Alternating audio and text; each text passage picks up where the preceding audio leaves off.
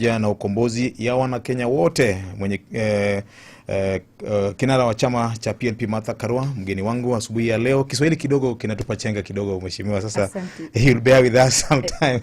No, that's okay. Asante sana. You were continuing with your relationship with Baba.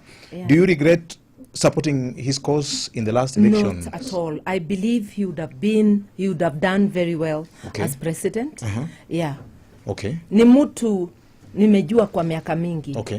We have been on opposite sides at times, but I know deep in his core, he is for the people of this country. Okay. Na ndio nilichukua simu kumpigia to prick his conscience, because I know deep in him, he is pro people. Na yale mambo tulipromise watu, hiyo elimu ya bure, bado inawezekana. Bado malipo.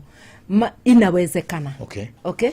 Ni vile tu tuligonga ukuta, koti ikakosa kutupa haki yetu.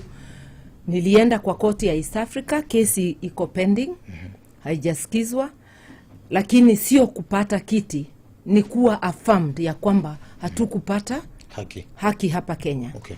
So najua kama tunge kuwa announce as winner na tuchukue ushukani, mambo ingeenda vyema kwa Wakenya. Labda